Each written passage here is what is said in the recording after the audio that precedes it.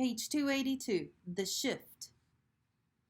When I went back to school the next day, the first thing I noticed was there was a big shift in the way things were.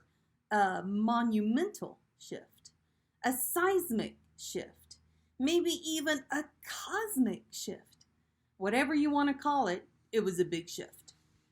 Everyone, not just in our grade, but every grade had heard about what had happened to us with the 7th graders. So suddenly, I wasn't known for what I've always been known for, but for this other thing that had happened.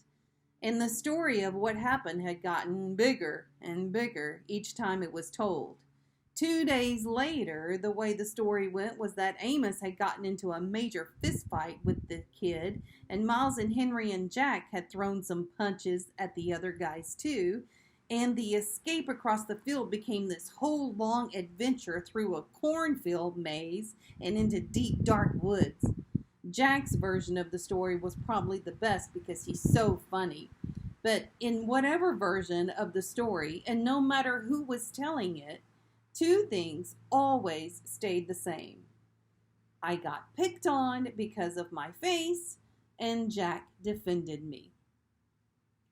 And those guys, Amos, Henry, and Miles, protected me.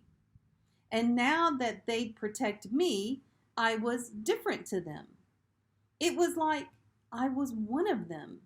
They all called me little dude now, even the jocks. These big dudes I barely even know before would knuckle punch me in the hallways now. Another thing to come out of it was that Amos became super popular, and Julian, because he missed the whole thing, was really out of the loop. Miles and Henry were hanging out with Amos all the time now, like they switched best friends.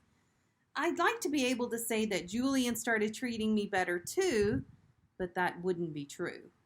He still gave me dirty looks across the room. He still never talked to me or Jack, but he was the only one who was like that now. And me and Jack couldn't care less.